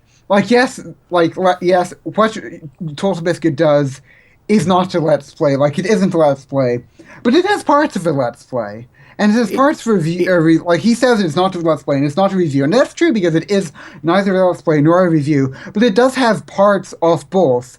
So it's sort of like it's the gray line is like do you consider it a let's play? Do you consider it a review? Because you have to consider it one of the two. Why? Why does it have to be black or white? Why? I mean, Well, I because was, you I, was- have I, to. how, if Because you, if it hang gets on. taken down, you have to choose to go to court over it or not to go to court over it. That is a black and white decision. I would no, well, I would. Well, I wouldn't say that a lawyer would have to say, oh, it falls into A or B in order for it to be taken to court or not, because there are grey areas in law as well. I would say, personally, if you'll let me finish, please let me finish, that I would say a review was a subset of critique, of which there are various formats that it could take. Critique can take broader things than just reviews. What Anita Sarkeesian does is critique. What Anita Sarkeesian does not do is a review. She doesn't do first impressions. She doesn't do a preview. It's still critique of the medium, but it is not. And what she uses would probably fall under fair use as well by that, but it is not a review. You care passionately about this. I do. It's what I do. I literally make critique. I mean, ultimately, I don't think that we're disagreeing over anything that It's is semantics. actually There's a lot of semantics here. yeah, of substance. Like we're disagreeing what name we use to call what thing, and what I'm saying is that you're right in that Total Biscuit doesn't do a let's play or a review. He does something different. However, he talks about the game while playing the game, which is most of what a let's play does, and he talks about what the game is, what it does correctly, what it does poorly, which is what a review does. Who there are parts of both that are combined in a WTF is, and we agree, okay? We agree on this. We agree. The content he delivers covers much of the same material that a review would, and the format in which it is delivered using the same technologies and the same process and on the same platform in the same manner as a Let's Play would be. So it is something different, but I think that the difference is a degree of different, there's an expression. It's the intended purpose, I think. I think the intended purpose is it's surely a difference the thing. of degree, Intent. not of kind. That's the one. It's the difference I of don't know what that degree, means. not of kind. Yeah, that one. I would say the intended purpose of WTF is consumer advice, whereas the intended purpose of a Let's Play is entertainment. And the grey area, as you say, I don't feel like WTF falls into that grey area. Where I feel you fall into a grey area is, I mentioned earlier looking at the Ravenscry thing, I looked at Jim Sterling's look at it. And Jim Sterling is supposed to be review, and every time I watch him, there's very little review goes on. He's like, oh, I'm going to do a review of this game. And then he jumps in blind, which is a really bad place to start doing a review. Sort of the big problem with that, though, that I'm finish. And then he doesn't really actually, particularly to any great degree, he will occasionally, as an aside, say what's good or bad about the game, but most of what he actually provides as commentary is literally what he does in the game. He basically will make a video about a game, and he will Let's Play it for all intents and purposes. As far as I'm concerned, what Jim Sterling makes is Let's Play, but then brands it as a review, which is there is where I think you kind of step into the grey area, where it's like, what are you making here? It's one of those things where you can tell the difference in most cases, but there's a gray line between them, and it's difficult to parse exactly where the gray line is. I mean, part of it I think is that the viewers are going to treat it differently. There are people that watch WTF is just for entertainment and have no intention of buying the game no matter what. And there are people that watched, a Let's Play, and from that Let's Play they take their opinion on whether or not they want to buy and play that game. So it's This is also true, but I think that is where, as I say, I would pitch it more as intended purpose more so than received purpose. I mean, I do think that I do think that in 95% of the time you can say this is a Let's Play, this is a review, but I still think that there could be 5% of the time where you're just well, I'm not really sure. Yeah, I mean, I think I've heard somewhere. I am not a lawyer, by the way, but I've heard somewhere that generally it will stand up in court that there are instances of things that because like I can't really define this, but I know it when I see it, and for some reason I have it in my head that like porn is one of those things that defined it. It was like there's some people have been like, is this porn? Is this not porn? Should this be legislated as porn? And some judge at some point was like, look, it's porn. You know it when you see it. All right. That's how we're defining porn. You know it when you see it. Joy. Well, yeah. I mean, obviously, you know and care about this a whole lot more than I do, but yeah, we agree. Good talk. Yeah. Whew. Okay. Well, that was fun. That got more mileage out of that than I expected. Yeah. Let's do some gaming releases, shall we? Rippling over semantics like a pro. Yeah. Gaming releases for November 22nd. This is actually going to be... We're probably going to finish pretty early today. There's actually bugger all. All the big releases are out for the year, and we're trundling our way towards Christmas, and there's only half a dozen or so people actually releasing anything. But let's... nonetheless, we have Clannad, which is a visual novel. I'm aware of this. It is one of the biggest visual novel Kickstarters up until very recently when Muv-Love took the title for that, because I've been getting all the bloody press releases on that one. I don't like the style of Clannad whatsoever. A lot of people are like, oh my god, it's so cute. It's like, I really, really don't like the style of Clannad. It's supposed to be a really great story or something. It's one of apparently the best visual novels of all time or something, which is why it was so well kickstarted, but... So well picked. Yeah, all those characters look ugly as hell to me. I just can't get behind that art style. It's like, I know anime is a weird sort of hyper distorted kind of art style to begin with, but there's just something weirdly, freakishly disproportionate about all the characters in that I cannot get behind. Oh my, you're very keen on the proportions of your anime people. I am, yes. I don't know, it's one of those things, like, I appreciate a good visual novel from time to time, and because this was so well kicked, as you say, and widely acclaimed and hyped, it was like, alright, I will have a look at this, and it's like, I couldn't get behind that. Just the art style puts me off big time. Yeah. But hey, like I say, it's clearly popular for a reason. I guess a lot of people will like that and appreciate it. Whatevs, yo. Dynasty Warriors 8 Empires is more Dynasty Warriors. This is probably for people who like Dynasty Warriors. Although apparently it has an empire building strategy metagame. Replace the story mode. Where? My.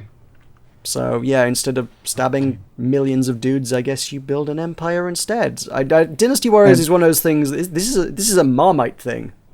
Instead of stabbing millions of dudes yourself, you build an empire to stab millions of dudes for you. Yay! Pretty much, I guess so. Yeah, it's one of those things. Dynasty Warriors fans just eat up everything Dynasty Warriors. Everybody else is just like, what is this? I don't know what this is. I say I never got into Dynasty Warriors. Judging at all. from the screenshots, it looks like not like top down or something. I don't know what Dynasty Warriors is, but it's not like a civilization. Like I say, it's just kind of an action fighting thing. I used to live with a flatmate who played tons of it, and I tried watching him play it, and it was like, this is the least appealing looking thing I've ever seen. It was just mostly him mashing buttons and a character twirled around with like this huge lance thing and just mowed down hundreds of enemy armies with just one swing of this lance. And he just kept doing it. He would just walk through fields and fields and hundreds of enemies, just mashing buttons and just people just falling before him. And it was like, I kind of don't get the appeal of that. That doesn't seem skilled or compelling or interesting, but whatever. There are a lot of people who like that, as evidenced by the sheer number of games and number of spin-offs, so hey, what do I know? A good snowman is hard to build. It is indeed. Also, on the Japanesey front, I think, probably, it sounds like it, is Ayo Senki, the World Conquest. It's on the Vita, it's probably Japanese. It is a turn-based world conquest game where the player faces off against history's famous leaders and thinkers reimagined as anime girls. Actually, I kind of like the sound of that. I won't lie. I like that idea. That's hilarious. This sounds good. This sounds good. It kind of does. Whoa. There's a weird angelic woman who's Joan of Arc, and there's another wanna woman find who's Abraham Tutankhamun. Lincoln. Abraham Lincoln. Columbus. No, I don't like Columbus. The Sun Tzu. Galahad. They don't have Abraham Lincoln. No. Well, presumably she would need rebranding, but hey. Galileo Abigail is Lincoln. just Oh, no. a bunny girl with a rocket launcher, is it? Oh no, it's presumably a telescope. Look, she's carrying it in a very rocket launcher-esque fashion, which is weird. Or George Washington. There aren't any American. I presume the screenshots are not an exhaustive list. They may be characters like that in there. There aren't any Americans. I want my Americans. There's a Kamehameha who is from Hawaii, and there is sort of America. Yay, American! Cool. Okay. Well, there's Columbus, who found America. And well, So that sort of makes him I don't think he ever American. made it to the mainland of the United States, and also he was a genocidal maniac that I don't want part of. No, bad man. Okay, then. Wow, this is not something that I'm going to buy, but if you I don't have a Vita, but I might buy a Vita for this. That looks really good. if you play this game, then I will watch your series, Meroka. I wouldn't be. It's on a Vita. I wouldn't be able to capture it. Oh, apparently it is on PC though. Oh, I am buying this. Oh, it's on PC. Where can I get this? Where can I buy this game? Oh, I need this. And thus, a new passion was born. I would play the hell out of that. It might be awful. I don't know. It also says it does have adult content, so presumably there must be a defeat them in combat and they get naked bit. So This looks like as is the something way in that- Japan. This looks like something that was probably going to be awful, but I kind of want to play it anyway. Right? Beyond Two Souls is out on PS4. This came out 2 years ago on other formats. It's back. It's a game by Quantic Dream about a girl with mysterious powers who's on the run from the law, and I don't know a lot more about it than that. It's the thing that's the same guys who did Heavy Rain, though, kind of doing a Heavy Rainy kind of thing. And Heavy Rain was pretty good, though I never actually did get around to finishing it, so... So yeah, that's what I know about that. Yeah. Teslagrad, I feel like we've done as a gaming release like 3 times already. It's a 2D puzzle platformer that's on pretty much every other format that exists. It is now out on Vita because suddenly, all of a sudden, Vita's a really interesting platform, apparently, I guess. Oh. Well, it does have Ayu Senki, so that's the important one. Miko Mole is a game about a mole who's on a hunt for diamonds in the Evil Corp mines.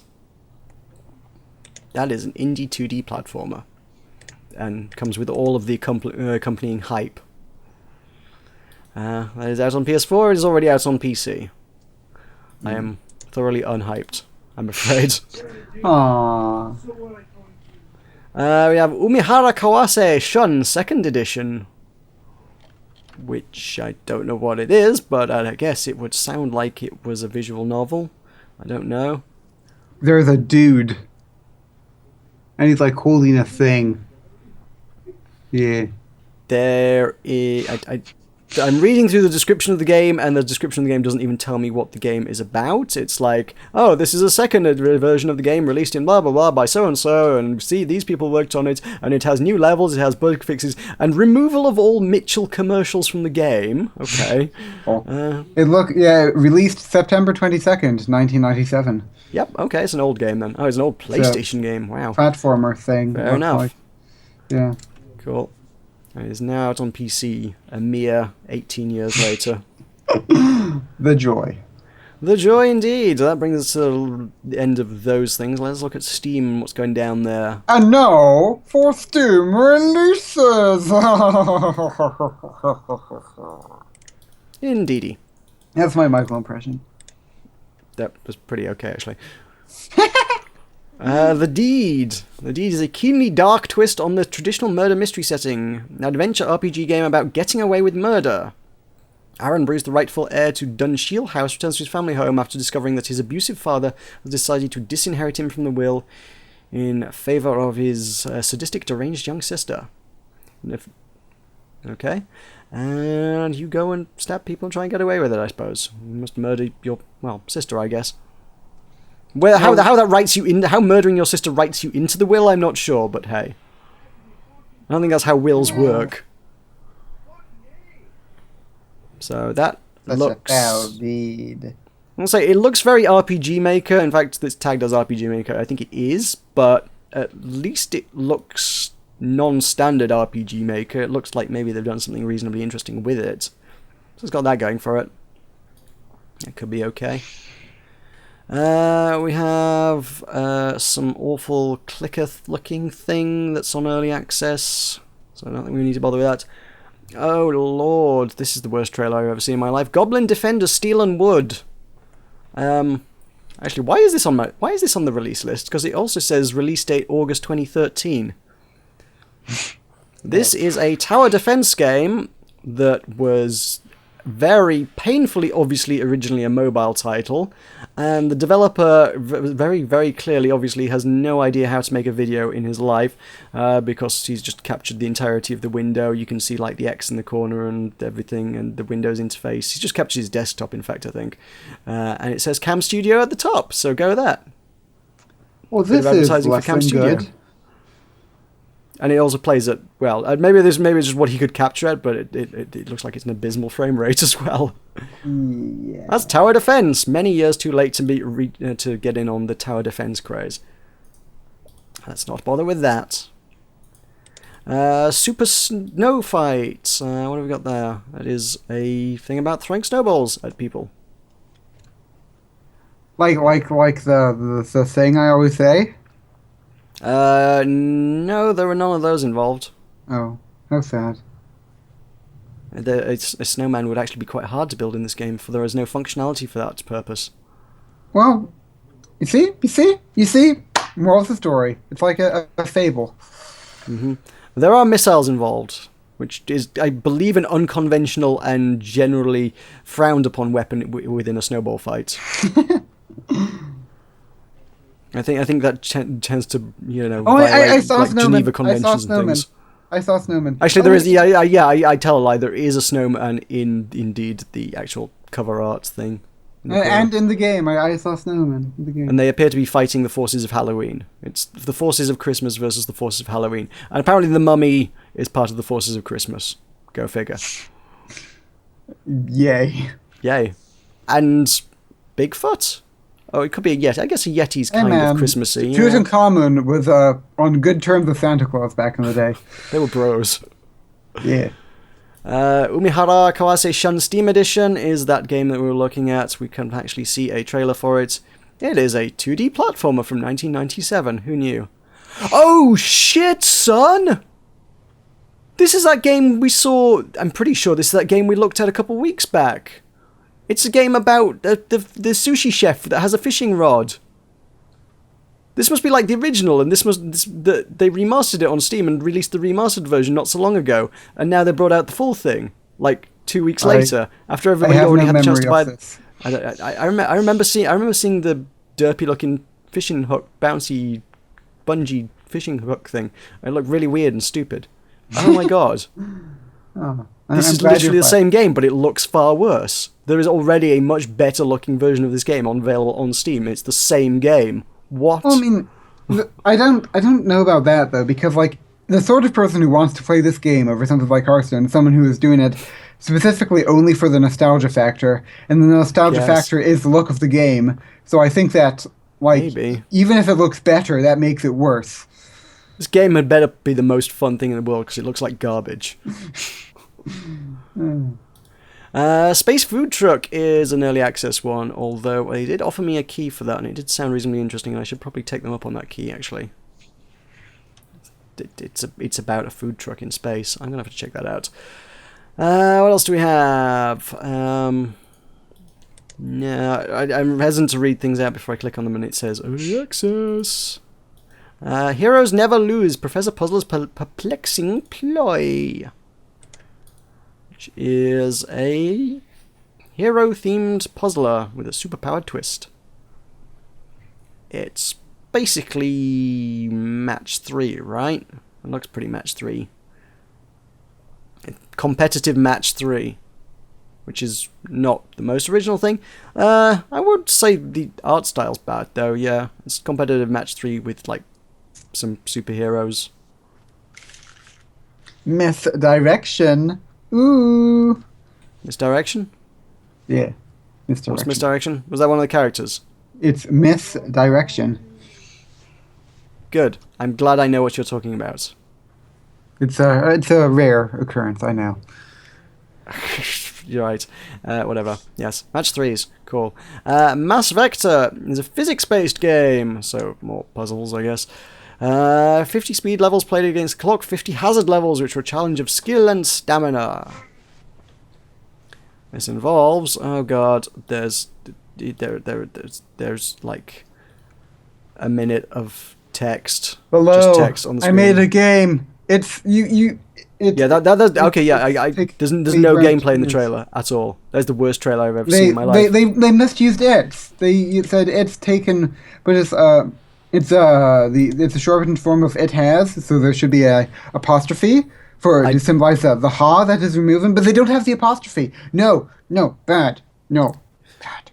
Well noted. I skipped through it because I was like, oh, this trailer is all text, and I kept skipping ahead and I kept finding text. And their trailer is entirely text, which is kind of, not selling me on it. Although now I'm actually watching the gameplay trailer, and that's not selling me on either. That also looks pretty They pretty misused miserable. it, and so we must purge them from our life. We must shun those who use incorrect grammar on Steam games. How Yes. dare they? How dare you? Very dare they. Yeah, they're gonna come over here and disrespect my American English. No.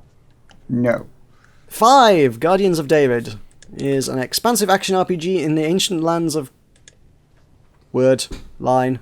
How do you Canaan. pronounce that? Canaan. Okay, Canaan. It's a Right. biblical thing. I knew it was a biblical thing, but I didn't know how to pronounce it. Okay, So. good talk.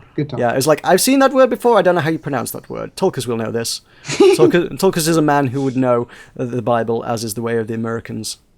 It's a yeah, Joy. So I went to Sunday school, man. I did not. I'm not Oh. even sure that's a thing over here. Go you. This is a 11-act epic, presumably fairly biblical story. If you wish to know the story of the Bible and fight your way through it with a giant hammer, I guess it's probably a pretty good way to do that. Coolio. And they're giving away copies to people who join the Steam group, so... Yep, if you want to go do that, go grab one. Raffles, that's a good way to sell your game. Crumb, Edge of Darkness is a hack and slash RPG, which sounds very similar to the last thing we looked at, but probably less biblical. It's an action adventure with advanced combat tactics. You will face countless fearsome mobs and grotesque beasts, hidden deadly traps, powerful demon knights, and dragons. And that is the most generic fantasy thing I've ever heard of in my life. The biblical thing actually had a better selling point, I feel. The graphics aren't. Which one? What, of Crumb? Yeah. Yeah, it's pretty crude. It looks, Yeah. it's not great. Moving on. Got Might and Magic Heroes Online, but that doesn't have a specific date, so I'm not sure whether that's out this week or not. Presumably one for fans of Might and Magic, at any rate. Yeah, that franchise. I only ever played the one that was made by, like... Was it made by PopCap? There was one that was very PopCap-esque if it wasn't made by PopCap. No, it wasn't. It was in fact made by Capybara Games, actually. Yes. It was very PopCap-y and it was fun, though. I played one time, and I didn't like it. Yeah. Oh, okay. Strania, the Stellar Machina, is an action shoot-'em-up thing, which looks very shmuppy. I don't know what this does different to other shmups. The distant stars that glimmered mysterious in the night sky. The enigmatic star. It is a throwback robot shoot 'em up, which is an ode to the nostalgia of 1980s arcade games. which has been all the shmups on Steam for months. We get several of these every week, so yeah, you're gonna have to do better than that to sell that one to me, I'm afraid. RC Simulation is early access. We can comfortably skip that. Wicked Witches makes a return somehow, for some reason. This is like the third time this has popped up. Is this Reverse Side 2? The sequeling? This probably lets them sell a lot more copies, so... You reckon? They haven't actually released it yet, so I have a hard time selling it if they haven't released it. Okay. It's one of those things that the release date clearly keeps slipping. They initially, I guess, wanted to launch their witch-themed game in time for Halloween, and that kind of hasn't worked out for them now. They're like, we have a witch-themed game. Let's aim for Halloween and set the date for then. And then it's like, we're not done yet. Let's keep working on it. It's okay. We can launch 2 weeks after Halloween. It's okay. We can launch at the end of November, right? Well, we'll see about that. All right. Aquatica is also something that slipped. Everything's doing some reverse side stuff on us today, apparently. We looked at that last time we did a release list. Oh yeah, this is the one with the fish, yeah. Bad End is... It is rumoured that those who play Bad End, a choose-your-own-adventure visual novel, will die in real life if they make the wrong decision in the game itself. Wait, is this a visual novel about a visual novel? Yo, dog, I heard you like visual novels. I'm not gonna lie, that's quite an intriguing concept, mind you. I kind of like that, just as a prospect. I don't know if that's what it is, so... I think it is. Oh, the game. Oh, it is. It is. Yeah, it's a visual novel about a visual novel which kills people. On the game's official website. Is that what it actually says? Does it actually say a visual novel about a visual novel? Yeah, looks cool. like it. Something. I have half a mind to play that. I might actually play that on my channel. I've been looking for something that I can just sort of chew through a ton of content for to cover my December, because I'm going to be like busy as all hell. Minecraft, so Strangelands. I can't do that. No, that doesn't work. No. Yes. You completely fail to understand what I'm trying to do there, but okay. Minecraft, please. I please, can't. Please. I can't. Minecraft is not quick and easy content to make. There's hours and days of prep goes into making stuff in Minecraft. That's not quick, easy content. And do the Wanderbots method. Oh yeah, let's just stream 3 hours of mining in a cave and turn that into 12 videos. That'll keep people engaged on my channel. Yeah. You see, I'm a genius. I'm a genius. Or I could record 3 hours of Bad End and turn that into 12 actually half decent content. No, on you YouTube. you should get me a consulting fee for my work. Consulting you on playing Minecraft. To go play Minecraft. I'm going to have to speak to my agent. Saint Seiya, Soldier Soul. A lot of alliteration going on there. The 12 gold saints are coming back to burn their cosmos with outstanding graphics, solid gameplay, characters from the whole series, and so much more to discover. It sounds like it is an established franchise of some sort that I'm not familiar with. It is an anime fighting game, which is... Spanish, I think? Is that what the trailer is? Is that Spanish? You have more Spanish over in your Western lands. I think this is Japanese. Yeah, but the trailer's like in Spanish. I don't see or Portuguese. Spanish. I don't know. It could be one of those. I'm not looking at words that are Spanish. I'm just looking at people wearing like helmets.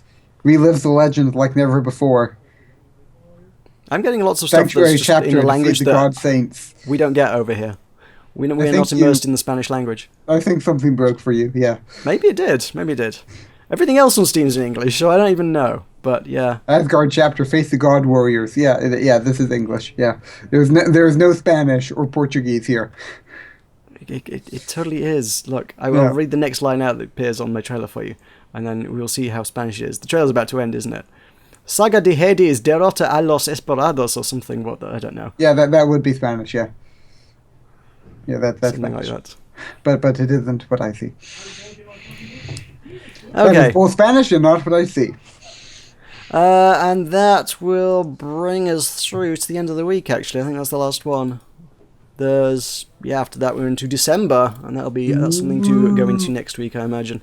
Ooh, you can make a December Strangelands episode. celebrate. Maybe or maybe not. Yay, Joy. I suppose worth noting at this stage, I guess we'll probably best mention this, is the fact, just for me personally, I'm not sure if I'm going to be able to commit to making a podcast every week for the rest of the year. No. Next week is a maybe. I think beyond that is almost a certain no, just because real life commitments of work and whatnot. I work in a busy warehouse, and that gets busier when you get towards Christmas, surprisingly enough. Which is why I'm looking for maybe slightly easier content to make on the channel going forward. Which is why Bad End is appealing to me right now. I'm like, hey, I could just read shit out in a stupid voice. I enjoy doing that, and there are at least some people out there who enjoy watching that. So there might be a lot of that kind of content in December. Minecraft does not fall under the same kind of category. Hearthstone. You guys, I will keep posted closer to the time and probably mention something on Twitter as to whether we might do a podcast next week. After that, it might be the new year before you see us again. So I'm afraid you'll have to look at the Steam releases yourself if you want to see what's coming up. No. Yep. And then when the new year comes around, we can do Game of the Years and stuff, that kind of content. Hearthstone? But that didn't come out this year. You can't have that. The Black Rock Mountain came out this year. Okay. Yeah. Good talk. Sure. Right. Well, we're done like a quarter of an hour early, but that's fine by me. Tulkas, tell people what you do, where they can find it. I do these days. I do Civilization 5 on my channel, and Cluster Chunk, which came out, and Zumruit Islands with Hatmat Games, and GeoGuessr that I slept through yesterday, and that my you have shouting in the background. I heard someone yelling things. There have been occasional yells during your entire thing, actually, but they've been infrequent. Okay. YouTube.com/Talk of the Valiant is where you can find my YouTube. And for Twitter, I did not end up changing my handle because turns out Tulkas the Valiant was already taken by some dude who follows League of Legends. And Tulkas the Valiant is too long for Twitter. Yeah, that's basically my life story, being too long for Twitter. You're going to see a lot of Twitter updates from me that just end mid-sentence. I was going to say, it doesn't seem like a format that's well suited to you. Well, that's why I haven't had a Twitter, isn't it? Yeah, but I need to at least be able to tag you in stuff so that you can retweet it. This is the whole thing. Now you need to get me the sheep. The three amigos. Redo it. I will send you some amigos. You are obligated. So the Twitter handle is @Tulkas9432, and I may give up on Twitter in disgust at its foolishness, but yay. What else is there in my life? I don't know. Do you have a Patreon? Do you do Steam curation? Do you do Twitching? Do you do... I stream. I stream Hearthstone, maybe. I did stream Hearthstone. Where can that be found? At youtube.com/TalkOfTheValiant. Surprisingly enough. Yeah. And I attempted to stream Minecraft, but that is not going to happen. Yeah, good talk. Bye, everyone. Oh, you do realise, I realize we've been at the second half of the show for 45 minutes. We never mentioned that Michael disappeared. That's just going so weird that he just vanished, and we just didn't acknowledge that, I don't think. I'm sure, in your title, have Bad Match Podcast with Half and Michael. Possibly, I might do so. Well, thank you for writing that one for me. Yes. Yeah, I do these things on commission. Your descriptions too. I should accept a commission for all the descriptions I've corrected. Again, I'll negotiate the percentage with my agents. Yeah, it will be a low one. 0%, 0 is a percent, right? 0.1. Good number. Right. Well, I'll pay you that 0.1 of however much money that tweet makes. Tweeters make money? They don't know that. No, they don't. being silly. I Oh, was you making were a being funny. silly. You were being silly. Oh, you could be a preschool teacher and be It's silly. not. It's not something I do often. No, I'm not one for the funnies. But I was trying to make a funny. Aw, you be funny, but you're so somber and morose and emo. Wow. Wow. Really? Yeah. Okay. John, aka emo. Indeed. You did our contest on British Empire. Right. Yes. You know where all my things are. They're probably in the description below. Bye. Yeah.